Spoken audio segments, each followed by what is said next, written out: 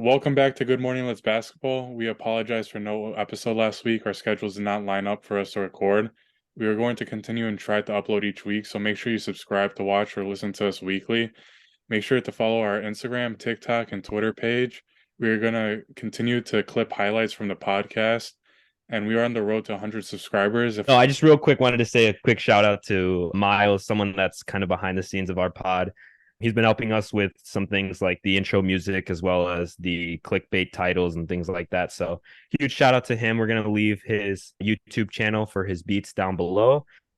That way you guys can go check it out, especially if you guys like the intro music that came out. That's also one of his songs. So with that being said, we can get right into it. The Oklahoma City Thunder seems like they have a first round pick for the next. I guaranteed a few first round picks up until 6-7 years from now. So assuming that they keep going down this path of losing, they could have a lot of really good lottery picks within the next 6-7 years. So we thought it'd be a good idea to pick which middle schooler right now is going to save the Oklahoma City Thunder and bring this franchise back to winning history. So me, Dan, and Victor all dug deep, did some research, and we picked which middle schooler right now. We looked up like top-ranked middle schoolers in the nation, and that's why I did at least to find my middle schooler, and we're going to guess which one is going to save the Oklahoma City Thunder. So we're going to go ahead and get started off with who I picked and who I think is definitely going to be the best. Graduating class for 2029 from Toronto, Canada. I got Rashawn Robinson. Kid's a stud. I think he's like, I don't know exactly how tall he is, but watching film on this kid, he was a lot taller than all the other kids, and he plays like the guard forward position. I noticed in like the short 2-minute YouTube video of his highlights that he really likes to push the ball and move the ball up the floor, which is kind of rare to see for a kid that's in middle school. Usually when they get the rebound or when they get the ball inbounded to them, they'll just dribble it up the floor. But this kid, he would like throw it up and get the ball up the court easy. He can shoot really good from three, better than me at least. But yeah, that's who definitely I think is going to help the Thunder come back to a winning culture. This middle schooler, I know he still has like 6 years till he graduates high school, but I think if he keeps it up, he can definitely be good. A lot of people think he's going to be a generational talent. I don't know if they're just throwing that around. I mean, the kid's still so young, but a lot of good hype around this kid. I believe he was ranked like 4th in the nation too, as well. So, but yeah, who did you guys determine as your middle schooler that's going to save the Oklahoma City Thunder? So for my guy, he's class of 2029, King Baycott. His brother Armando Baycott plays at UNC right now. And when I was looking at this kid, he looked a lot taller than a lot of the kids. He's already 5'9", and he's going into 7th grade. And he had a lot of confidence and swagger when he played on the court. It seems like a lot of middle schoolers now just have a lot of confidence with their basketball game. And his dad said that he'll most likely follow his brother. So he went to IMG Academy and then committed to UNC. So he'll most likely follow suit. Armando averaged 15.9 points per game, 10.4 rebounds per game, 1.4 assists on 55.4 field goal percentage. Couldn't find the Kings stats, but he's lefty as well, and he's a 5-star recruit out of Virginia. For my pick, I sort of had two guys in mind, but I would say the main one that I'm thinking is going to be Jordan Fisher. So the reason why I picked Jordan Fisher is for a couple of reasons. First of all, he's a 7th grader right now. On his team, he plays sort of like a big man. I will find out what exactly his height and weight are in a second. But the reason why I picked this kid is because I watched like a short amount of clips of him playing ball, and he's got a lot of confidence, right? He's got sort of like a chip on his shoulder. He is very young. He's only in 7th grade, and yet he plays at such a level to where you could see him easily playing with probably high school guys and being able to take kind of the excessive trash talk or the excessive amount of like bickering that goes on in those type of games. So to me, it's just a good sign if you have a young guy like that who can handle himself well on the court, likes to talk his shit, very comfortable on the court, things like that. And as I'm, looking through the photos of Jordan Fisher, obviously he looks very young. He is incredibly tall. It says he's 6'4" right now. And to be in 7th grade and be as tall as Kevin, that's insane. So, he handled himself well, and his frame too. He doesn't look like sometimes when these younger guys that are in 7th grade, they're super tall. Sometimes they look a little too skinny or lanky. Other times they're a little too big. This kid looks like he's in good shape to where, he's probably going to be well. Another reason why I picked him is just because he is the 3rd ranked 5-star 7th grader right now in the nation. And to me, the other pick that I had was a kid named Jacoby Thompson. And the reason why I have both of these guys is because they're in the third spot. When I looked at both of their Instagrams, they are both very happy about being at the third spot, but they're kind of very adamant about wanting to work their way up in those power rankings. Going towards, what the Thunder may need in the future, I think in today's league, having a big man is so important. We've seen it with the Warriors this year, how playing with a small group of guys is not going to get you to where you need to go, especially in today's league when you have such talented and good big men. I kind of like this kid, Jordan Fisher, going into the league. He's 6'4" right now. You have to think probably by the time he gets into high school, or by the time he gets into college, he's probably going to be somewhere close to 6'10", maybe even more. And if he still has the same level of intensity and the same level of skill that I've been watching him on YouTube and TikTok, it's going to be really good. So that's my pick. Yeah, and OKC should honestly hire us as scouts. We're doing the work for them early. It's not even 2029 yet, and we're preparing. They just have so many picks, man. I know that front office really went to work a couple of years ago when they were just basically blowing up the franchise. So the fact that they have all these picks, man, they're so lucky. I mean, if they become like a very good team, or I don't know if they're other teams' picks that they took, so it relies on someone else, they could get some pretty good picks. They have a pretty big lineup already. They kind of have like a positionless team, to be honest. I mean, I completely forgot that Chet Holmgren plays for that team still. He missed that whole first season because of that injury at the Pro-Am game. So he could win, honestly, Rookie of the Year. All this talk about Wembanyama and Scoot. But yeah, I mean, they still have Shea, who just had his best season ever, Giddey. So I think them going for like another like point forward, or maybe even a big man, would probably set them in stone, because I think they're pretty good at guards. But like I said, they're like a pretty positionless team. Yeah, and if Chet wins Rookie of the Year, it'll be like another Ben Simmons when he won.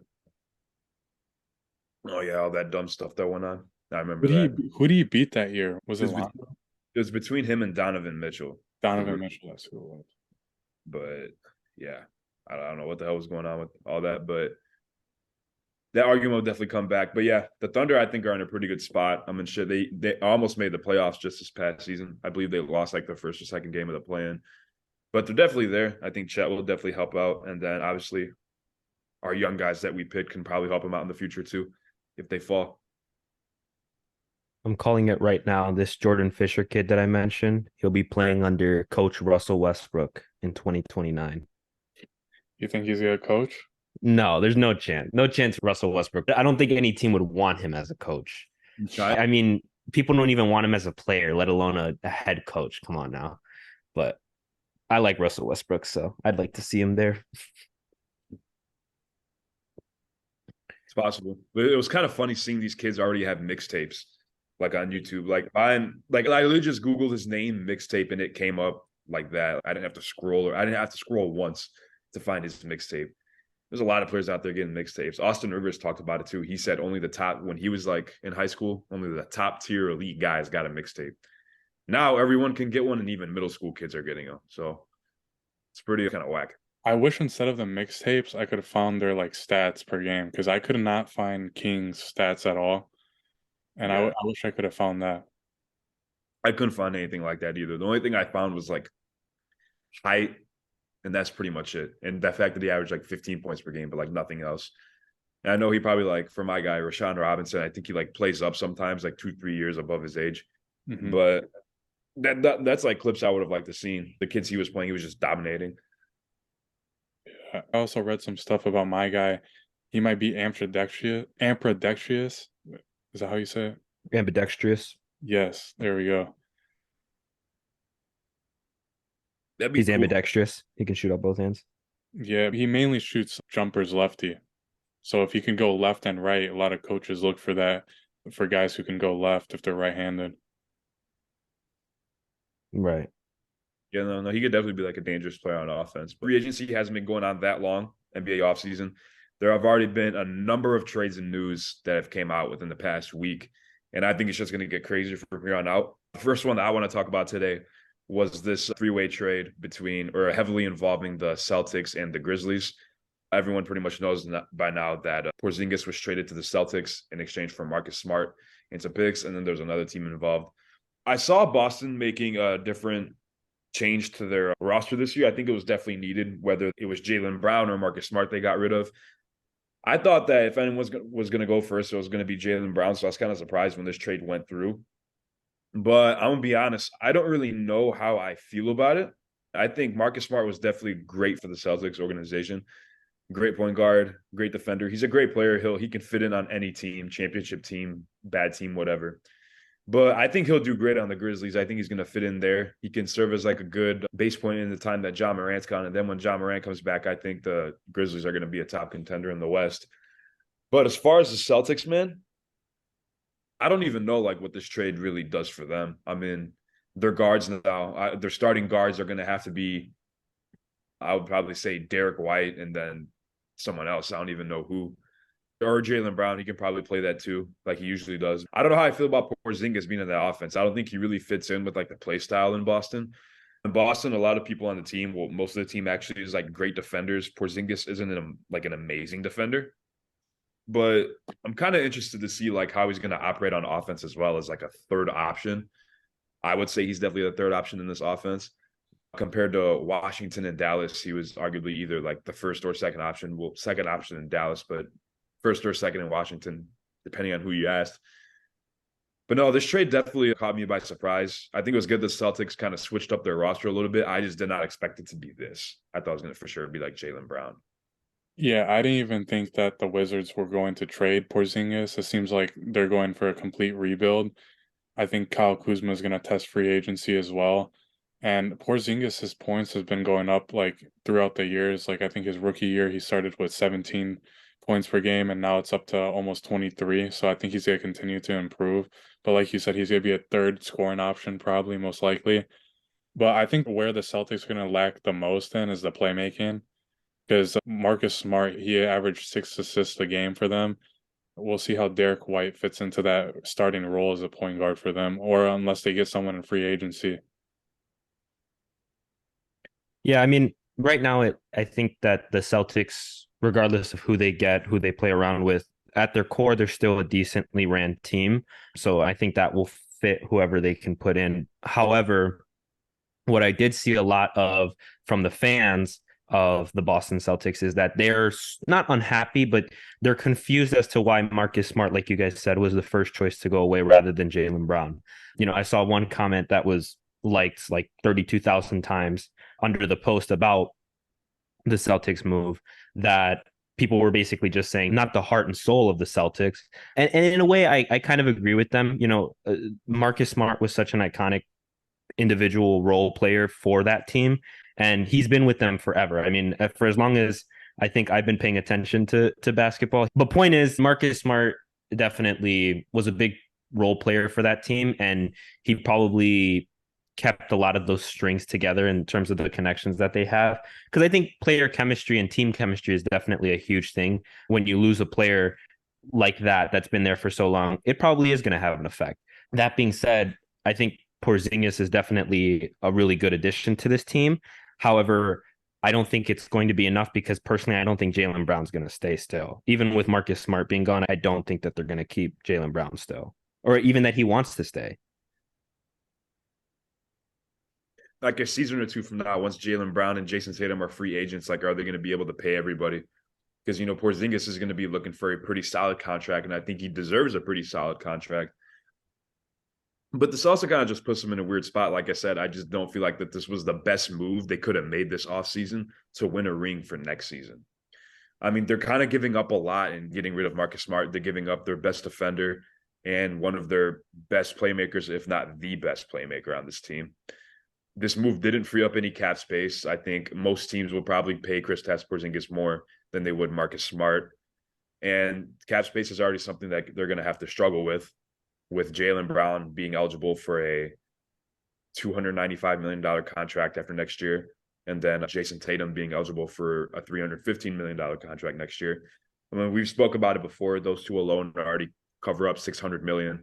There's no possible way they're going to be able to afford paying Kristaps Porzingis. When those two news came out about the two contracts they could get signed, I was worried about how they're going to have to pay Marcus Smart. Now it's definitely a struggle because I'm assuming Porzingis would get paid more than Marcus Smart. He's not as great as a defender. He's not going to be able to guard any bigs. I mean, he can definitely guard bigs, but there'll be that slight disadvantage there.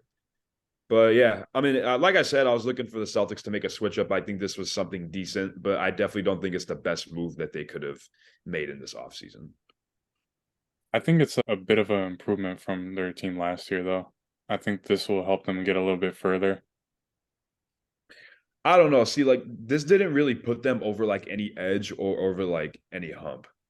Like Hmm. Porzingis to me is just like another great scorer, a good scorer. That's not really what they needed. What they needed more was consistency. I feel like the team that they had was perfect. Exactly. Just bring everybody back, keep Brogdon, but they got rid of him too. They got rid of Smart. I mean, their guards aren't anything too special anymore. I don't know what they plan on doing with Horford anymore. Rob Williams has trouble staying healthy. It's a switch up, it's something, but I feel like they're kind of in the same spot. They didn't really get over any edge or like take down any aspect that they were struggling with. I think Brogdon has a torn ligament in his shooting arm, so that's why the Clippers originally denied the first trade. I remember it was something just because he went along with it, but he was a part of that trade, right? He's not on the Celtics anymore. No, he's still on the Celtics. Oh, he was. I thought he was still included. But anyways, regardless, like hopefully he'll be able to like guard the paint, Porzingis, but I'm not sure. But speaking further on that, another big trade that we saw happen recently was Bradley Beal finally beating his addiction of losing and getting traded to Phoenix in turn for Chris Paul, who is now on the Golden State Warriors, which we could also touch on in a second. But Beal to Phoenix, this kind of surprised me as well. I definitely think this is like the weakest super team or trio that KD has been a part of. Just because to me, like Brad Beal isn't anything special, man. He's just like another good shooting guard that's a scorer, a pure scorer. Pure scorers can't really take you anywhere in the NBA. I mean, they already have a pure scorer in Devin Booker. And yeah, he did lead Phoenix to the finals a few years ago, but like you can't rely on a pure scorer to be your main guy and help you win. KD is a great scorer as well, but he's also a great playmaker and can play defense pretty, I would say, better than either of these guys. But Phoenix has no depth. I mean, the playmaking is going to be a little bit tough.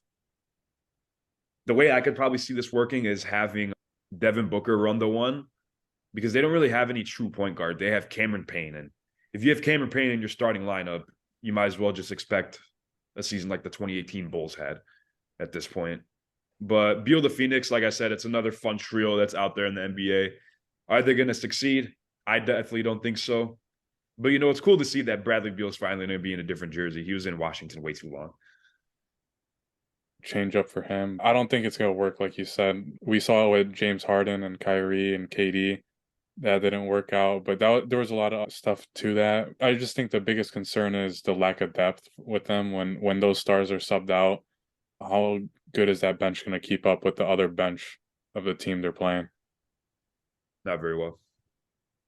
I actually am going to take the oppositional side of this argument just because, typically I'm always all for what Victor said. Big threes never work. If you look at, over the course of the last 2 decades, big threes are very hard. It's very hard to find a successful big three. And I've been very adamant about why that is because of player character, guys just having bigger personalities than the game, doing things outside of the game.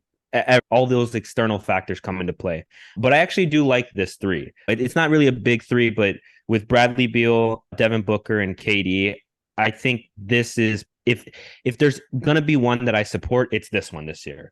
I do see them being able to work well together, especially under a new coach. I kind of predict the best for them. To be honest with you, I would predict them to be either second or third best team in the West, right behind, I would say, Denver, and then it's probably to me, it's Denver, the Suns, and maybe the Warriors. Could be the Lakers. You can make an argument for a few different teams there. I do actually like this trade. If you guys wanted to talk a little bit about, Chris Paul going to the Warriors, I think we should definitely hit on that because that's a pretty big move, I think, for that team. Yeah, I think it's a pretty big move to finally start the fall off of the Warriors, to be honest. I agree with you. I know, yeah. What's the use of Chris Paul in this Golden State team? I'm gonna look at it. Is Chris Paul going to be the primary ball handler and Steph Curry is going to play more of a two? Or what I think they should do is keep the role that Steph Curry is playing and have like Chris Paul either come off the bench or not that big of a role in the starting lineup because he can't play a full season. He never freaking has. So Yeah. why not just have him on a team where they don't rely on him as much? Yeah. There's no way he's starting. That's what I'm saying. I don't even know how it would work. Like if he starts, who's gonna be the primary ball handler, this and that, and then how is he gonna play? Like I said, is he gonna take more of the role of being the primary ball handler and playmaker, or is he gonna do a little bit more of a backseat to make sure that his body can like last the whole season? Because that's what they need him for. They need him the whole season. They don't need him half the season. Like See, they need him every single game. and another thing too is he's very effective in the pick and roll. If he's going to be playing with that second team, it's not going to be like he has a great big man for him to play the pick and roll with because he's had guys like DeAndre Ayton, DeAndre Jordan, Blake Griffin to do the pick and roll with, you know. Yeah, I mean Kevon Looney's solid, but like he's not going to get you 16 points. He's not even going to get you 8 points. I think he could do good work off the bench, like with some of the guards, depending on who they even bring back. Obviously, they don't have Jordan Poole anymore, so you can eliminate him. And Gary Payton II still there. I know DiVincenzo is a free agent, so there's already questions there. If they plan on bringing him back, I think they should. I think he was great for them. As well as some of the other picks that they had. I mean, they don't have Wiseman anymore. He was a part of the Detroit Pistons trade. They have Kuminga still there, but they lack a big. They lack a very solid big that can score. They don't really need that, but if they do plan on bringing Chris Paul off the bench, then they would need like another big that can score. Draymond Green, I believe he declined his player option. I definitely think he's going to come back. And then we touched on Kevon Looney earlier, but this move really surprised me when I saw Chris Paul going in the Golden State Warriors. I was just kind of just like, why? Like, I really don't feel like you guys got any better or worse. Like, it's just. Oh, no, they got worse. They gave away Jordan Poole, and Jordan Poole's the beginning of their future. Not saying that he's great right now, but I'm sure as he goes throughout his career, he could get better. And as Steph Curry retires and Klay Thompson, they can start the future with Jordan Poole. I agree with you. I mean, I think he has potential to be a really good athlete in the future, but I don't think that he's that kind of guy. I don't think he's the guy that's going to lead your team to a championship. He's a pure scorer, in my opinion, the same way that Kevin mentioned Devin Booker is. I mean, those guys can get you to a certain point, but Devin Booker also had Chris Paul and other great teammates around him at the time. So I think I wanted to actually go back and touch on the Golden State situation because I did see somebody kind of break it down in a way that made sense to me. The Warriors are a four-time champion winners in the last 12 years. So to me, I think that says a lot about their organization and the people that are behind the scenes of this team. They know what they're doing. I don't think that this was a mistake of getting Chris Paul in there, getting a vet, somebody that basically is just going to give them more experience and more help on both the offensive and defensive end. But also, a lot of people were saying that Curry isn't really a true point guard the way that people think he is. Somebody had said that Curry's method of going into the game is not the same as guys like Chris Paul. So, Kevin, you mentioned maybe Chris Paul at the 1, Curry at the 2, working within that pick and roll. That's Curry's sweet spot, but that could also be, Chris Paul's. Now, we enter into the issue of, like you guys said, there's still no big man. And I agree. I'm very surprised that the Warriors didn't go after a more skilled big man this year. They drafted an individual from the University of Indiana in, I think, the second round, who's supposedly, somewhat of an athletic big, but we'll just have to see how that situation goes. I mean, there's a lot of factors that could contribute to how much playing time he has. But I saw somebody that kind of mentioned even Klay coming off of the bench in the second half. And I don't hate that, honestly. The name of the Indiana player is Trayce Jackson Jr. If he can actually play well, which is going to be really hard because you have bigger men. Kevin's laughing his ass off, and I know it's because like right now in the league, you have so many good big men, and Trayce Jackson Jr. isn't that big. He's, I think, like 6'10". Why? Name's Trayce Jackson Davis. Who the fuck's Trayce Jackson? Oh, what'd you even say? Trayce Jackson. Okay, Davis. My bad. I don't know. But Point is, right, if you can He was get, so if you, sure to hear him. He goes, Trace Jackson Jr. And Kevin's laughing because he doesn't think Trace Jackson Jr. is. No, I'm laughing because that's not a person. all right, TJD, there, happy? All John right, Vick. TJD, right. TJD on the Warriors, if he's able to show up, which again, like I said, is going to be very hard because you have so many competitive and talented big men in the league, and he's not really that much of a big. But I digress. When it comes to that team, if they have Chris Paul, Curry, Draymond, maybe Kevin Looney, put in Kaminga, or like Kevin said, if they can keep DiVincenzo, somebody like that. I'm throwing around a lot of players right now, but my point is that that's your first team. Your second team is basically reliant on Klay Thompson and another big, whether that be TJD or somebody else that they could get is up to them. But I could see that offense working. It's not crazy to me to think of Klay coming off the bench and being kind of like a ringer for the second round or for the second team. They'll figure out a way for it to work for sure. I mean, it's the Warriors. They've been great for like plus 10 years, it seems like. And I was gonna say we'll find out for sure if Jordan Poole, if he'll be good on the Wizards. This is his true test. He's gonna be a starter for them. He's gonna get a lot of playing time. So if he kills it this season, there we go. We'll find out if the Warriors messed up or not. I mean, it's not like the Warriors are going to suck by any means. Like, they're going to be in the playoffs next year. They're going to be as good as a contender as anybody. But it's just kind of hard to imagine either Chris Paul or Klay Thompson coming off the bench. I mean, you see, like, whenever a team has like a big three, or like they kind of sign a few or more stars, it's really hard to bring one of those people off the bench because they've never played that role before. So I could very much see all three of those guys being in that starting lineup, trying to get it done, possibly with Draymond Green and Kevon Looney. I think that lineup can definitely work. But Who do you yeah, man, think's more likely, Kevin and Victor, like to I'll come probably, off the bench? I'll probably say all three of them starting is probably most likely. But if it Yeah. was up to me, I would say bring one of those guys off the bench, maybe probably even Chris Paul. Because like I said, having him not do that much and take more of a backseat role so he can be healthier for longer would be ideal for the Warriors, because you know what you're going to get out of Chris Paul season in and season out for the past 4 years. He'll play a good chunk of the games during the regular season. He'll play the first 2 rounds. He'll maybe play the second round hurt with like a sore thumb or some shit, like a sore knee. But then he'll catch up to him because he's fucking old, and then he'll miss the rest of the playoffs. As that not how has the last 4 or 5 seasons that Chris Paul went. He even played in the finals with an injury. No, He said he moved his shoulder or something like that. He's like a smaller AD. They show up, they play a good chunk of the season, and then right when playoffs kick off, like you said, they go out with a broken orbital fracture or something. That's actually a really severe injury, like broken eardrum or some shit. So, like I said, if he can just play like that backseat role to where they don't have to rely on him too much, fine. I think it could be great. Probably even better off than what they were with Jordan Poole, because they have one less imbecile out there thinking he's 2016 Curry, just pulling from everywhere. But seeing him hoop in Washington, I think it's going to be decent. I mean, as long as he doesn't have any shackles placed on him, this dude's about to shoot at least 25 shots a game, especially if he's starting. yeah. Oh yeah, easily.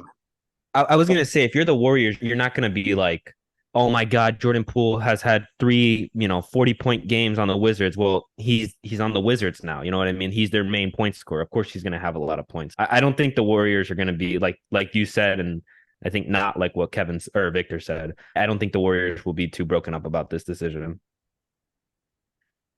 Yeah, especially with Washington not having Porzingis and various other players.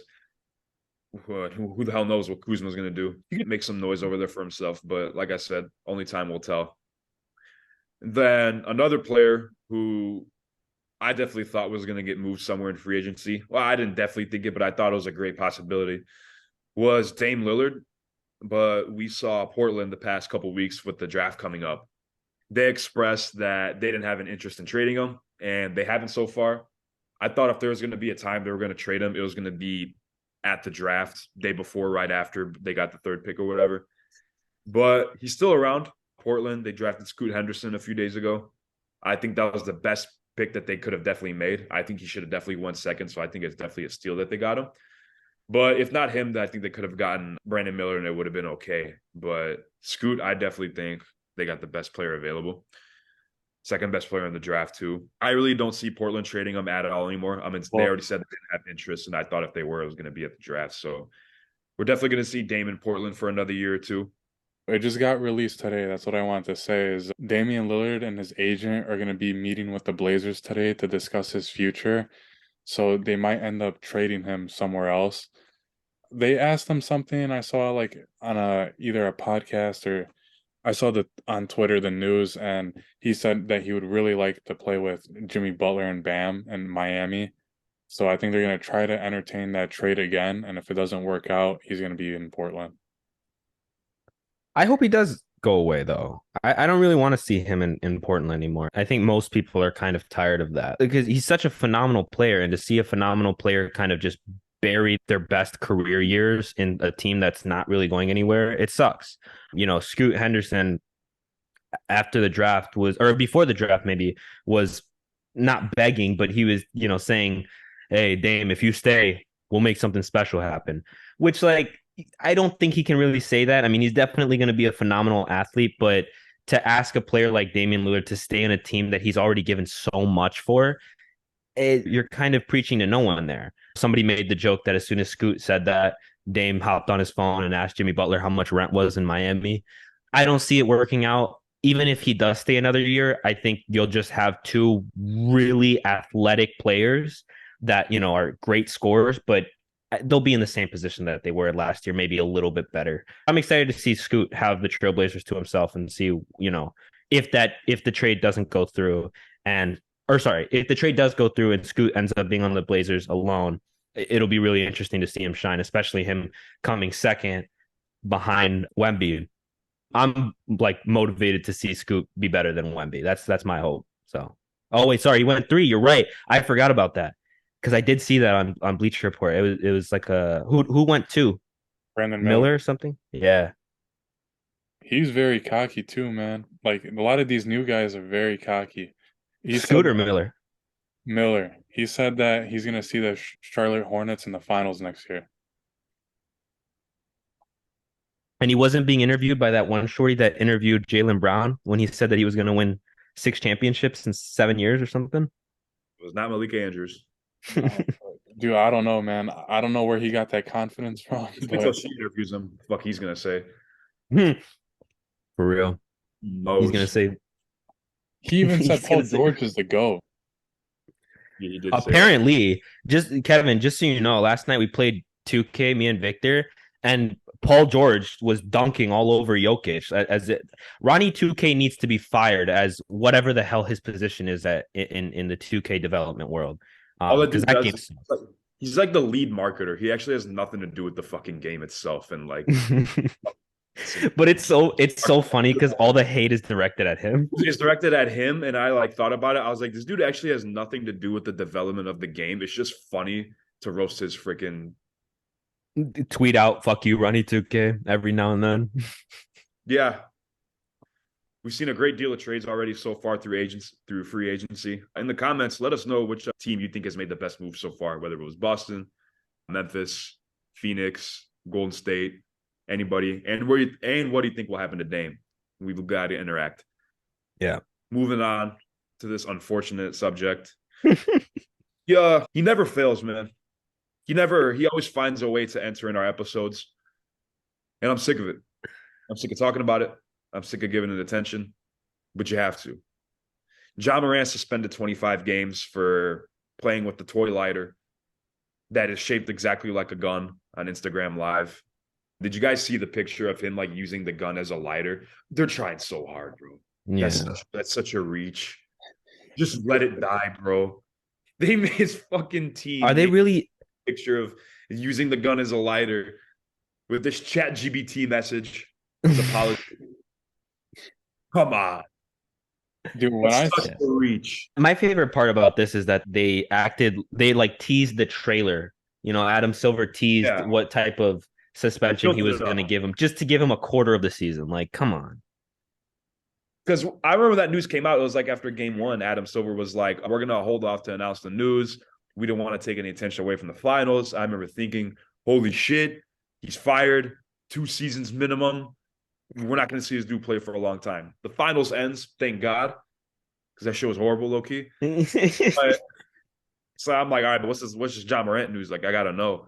25 games. I was like, dude, that's less than what they just gave him. It seems Yeah. like during the regular season this year. Dude, I was like, I mean, I don't pray down on the guy's downfall, but the way they built it up, like they made it seem like it was gonna be massive news. 25 games, it'll fly by like that, man. Yeah. he Well, got and so it's hard. lucky. It's hard to root for him too, especially when, like you said, the whole Chat GPT apology, him just repeatedly being stupid. It's not that we're preying on his downfall, but at some point you just get annoyed of somebody, habitually making mistakes. And yeah, I can't believe that they're really trying to make us believe that dude was dancing in a car with a toy gun lighter. And then that he didn't show it off until 3 months after it happened. Like, ridiculous. But yeah, man, this was something built up. Like this news, this suspension news. It's just kind of like whatever at this point, bro. We're gonna blink. It's gonna be the All-Star break. But 25 games definitely what I expected. He's so lucky, dude. He's such a lucky.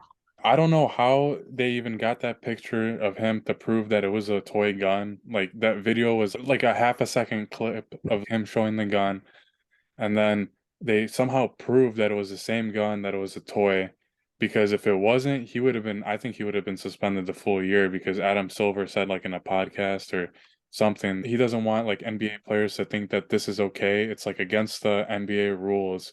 And if they have a gun, that they're going to be suspended further. So he didn't want this action to continue. Yeah, no, I mean it's for good reason. I think he definitely made the right decision. Now, was he actually holding a toy gun lighter in the video, the original video? Doubt it. I don't really care, to be honest. Mm. It's just whatever, man. Like I said, we've never really seen a player run into this issue before. John Morant's we've a couple of NBA players like Gilbert Arenas have been caught with guns, but they weren't posting it on, I guess at the time would be MySpace or Facebook. But like, I do like going back. You have to worry about, I don't think, as players flashing their firearms on Instagram Live and Twitter, whatever. It's just one person's an idiot. LeBron used to post pictures on his little Motorola of him at the Cars 2 premiere at the movie theaters. And he's generational talent, all-time leading scorer. John Morant's been in the league 3 years, and this man, I don't know. It's a whole situation. But if I'm his media team, I am locking that motherfucker up, because he has 25 games where, I mean, maybe he'll be in attendance for all those. Even if he's going to be on a 25-game suspension, so he's probably not going to be caring about training that much. I would hope that he will be, but you have to think that he's probably just going to be up to his normal shenanigans. And if he is, how long will it take until, we're back in the same position talking about this kid again? I don't think we will. I think the point's gotten across, and they're definitely not afraid to suspend him. If he gets caught again, God forbid, I think it will definitely be half a season, if not a full season. But like I said, this should be the very last time we talk about John Morant being suspended on this podcast. And if it's not, then we'll upload an apology video and I don't think we'll even address it. We'll just skip right over it. Won't even mention it. We won't add it to the list of stuff to be talked about. Just like quickly put it in the intro, be like, oh yeah, and John Morant suspended 2 years. Moving on. Yeah, which is what I'm about to do right now. I'm getting sick of it, so I'm gonna can. Draft was the other day. We saw a lot of great young players being drafted. Next generation's coming in looking good. I thought this was a pretty loaded draft class. A lot of great players. But looking in at next year, way too early already to be even talking about this. Well, not really, but a player that could be drafted in next year's draft that I bet a lot of people have their eye on is Bronny James, LeBron James' son. So we're going to go ahead and touch on like what some expectations we have for him coming out of his freshman year at USC. With any college basketball player, especially at the beginning of the season, especially them being a freshman with a lot of hype coming in and possibly even being a starter, he's definitely going to go through some growing pains. Some of those first few games might be rough for him. Probably won't shoot that well, might have a few turnovers. That's going to be expected, though. But when he has those games, the media is going to explode. calling him a bust. He's not good. He's not that good, this and that. But this is fully what I'm expecting from Bronny, like I said, because the hype, the fact that he's a freshman, he's going to be starting most likely at a huge school. All this hype's there. His dad's LeBron freaking James. Like this kid has all the pressure, and all the pressure that you could imagine in your head being built up, it's on this kid. All the pressure in the world. So, like I said, I definitely expect him to go through some growing pains through college, some bad games, but I think he's going to be pretty solid. I think they'll definitely make the tournament, hopefully have a nice, pretty solid run in there. As far as winning, I don't really know. I don't really know what USC's team looks like or all the other teams, as a matter of fact, coming up. So I feel like I can answer that question halfway through the college season a little bit better. But I know they made the tournament last year. I think they'll definitely make it next year. It'd be cool to see them play in the Final Four. But yeah, get drafted one and done. That's my expectation for Bronny. Great hooper. I think he'll surprise a lot of people. I think Bronny, like speaking of stress, it's kind of funny because you see pictures of the kid now in college. Because I don't know if you guys have seen this, but if you go on TikTok or Instagram for the USC basketball team page, they are milking him already. Like they put him in a jersey and some shorts, and they are milking that kid for views like immediately. It's hilarious. He looks like he's aged 30 years. And like you said, he's probably under a crap ton of stress. Just more stress maybe than any other athlete in college right now because of, like we said, the expectations as well as who his dad is. For me, I agree with you. I think that USC will probably make the March Madness tournament. I do think that they'll make a run. I'm pretty confident even now, before the even season starts, that they won't make it anywhere, into the Final Four, maybe the Sweet 16, but it's not likely for me. That's just my opinion. And then as for my expectations as for Bronny as an individual player in college, like you said, I think he'll start off very rough. First 3 games, it's going to be an adjustment. I don't see him ever really having like a peak at USC. I don't see him being like, having a breakout season this year and everyone being like, oh, wow, this kid's, great at USC. More likely, I just see him being a good athlete, athletic, showing that he has good ball control, and then, going somewhere in the first round next year in the draft. I don't think that he's going to exceed expectations. I think he'll, rise to mediocrity, or if not, be right under it. And he'll play well in the league when he does get to that point. It's competitive. And right now, I don't think he's prepared for how many college individuals want it more than him. He's got everything right now in life. And it's hard to get into that mentality of like, oh, I want to be the best, when 50 other guys, maybe even in the same division or the same region, also have that motivation, but with not even a quarter of what, he has. What do you think, Vic? I don't want to sound redundant. You guys basically hit everything. I think he'll be one and done in his college career. I think he'll do pretty good at USC. He averaged 14 points per game, 5.5 rebounds, and 2.9 assists during high school in Sierra Canyon. I don't know where he'll end up in the draft. I think Daniel said maybe like a couple podcasts ago, like they were projecting him like maybe 10th, like still a lottery pick. I still think that's pretty accurate as far as being LeBron James's son. He's continued to improve his game as well, so we'll definitely see where he goes.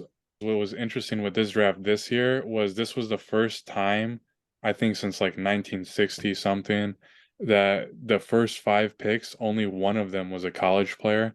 The rest were either overseas or from the G League. So I think we're going to continue to see more of that. Yeah, we've had this conversation off camera too. So how about like the future of the NBA is all international?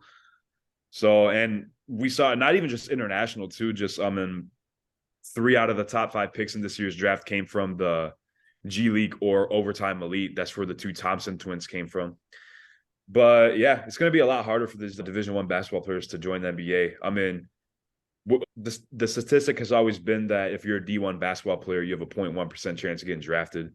I won't know what that number is like now with the growing popularity of the G League drafting players or the NBA drafting players from the G League, as well as more players getting some more young players getting noticed overseas.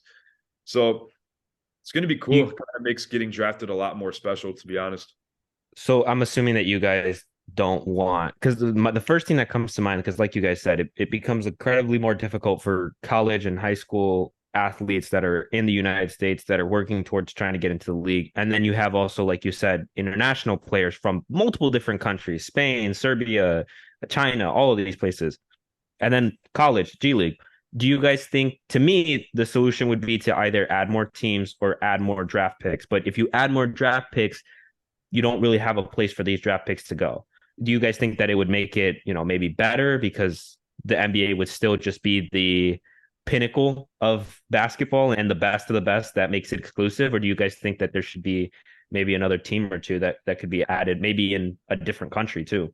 Well, I think this is the most competitive we've seen, the process of getting into the NBA.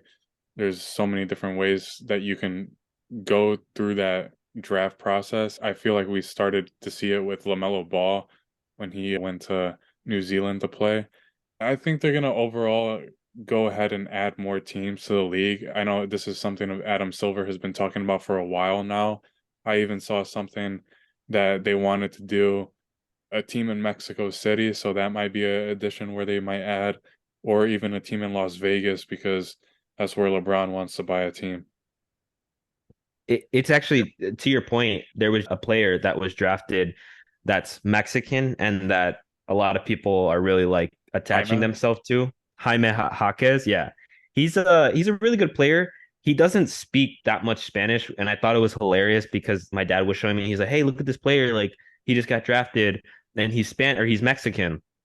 And I was like, "Oh, cool." And I watched an interview of him and he's like, "It's empanadas," which first of all, he said the sentence wrong, and then additionally he said empanadas, which aren't a Mexican food, which I thought was just hilarious. The kid's from California, and they did interview him and asked him, what would it mean to you to play in Mexico City? And he was like, "Oh, it'd be really cool." Like, he doesn't care about playing there, but it does show that maybe, there is a growing attention in Mexico City and in other places to possibly get a team. So it'd be interesting. I think Daniel's just upset that this kid's living his dream.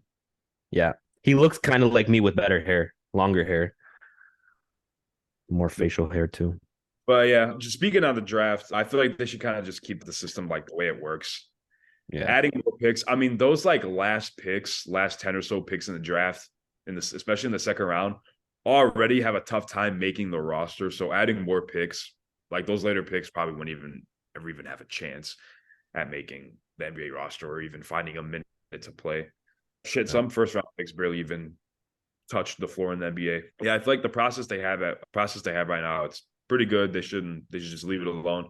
As far as adding an expansion team, that's something that I've been wanting to see forever. I think if it happens, if any city gets a team, it should definitely be Seattle. I think they have to bring the Supersonics back. But then that would definitely be the Western Conference team. So to balance it out, they would have to add a second one, I think, at least to make it fair. There was talks about adding a team in Pittsburgh. And that's something that David Stern actually really wanted before he retired and gave the position to Adam Silver. He really wanted his number one priority in adding an expansion team city-wise was Pittsburgh. So I feel like to fulfill like his legacy and honor him and of his passing, they would probably add a team in Pittsburgh. But Vegas would be really cool too. I mean, we've seen a lot of growing popularity there. I mean, Formula One, they have a racetrack there now. There's a NHL team there that has been successful. Even the year that they got in, the year they made it in the NHL, the year Vegas got an NHL team, they won the Stanley Cup. So that's insane. Yeah, exactly. I know that. It's becoming very popular. Obviously, a lot of UFC and boxing events are held in Vegas. Makes a lot of sense. But yeah, I would say Vegas, Seattle, and Pittsburgh. I feel like the top three most likely to get a team. That wraps up everything that we wanted to touch base on today. We really appreciate all you guys staying consistent watching our videos, even though we haven't been that consistent with uploading. We're going to try to fix that, though, especially having a video hopefully coming out on time later this week.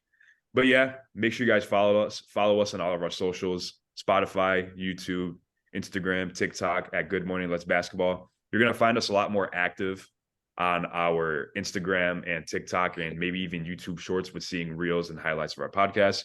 So make sure you share those to your friends so they can become fans of the podcast as well. Follow all of our personals and our socials, link below, and we hope you all have a good weekend. Take care.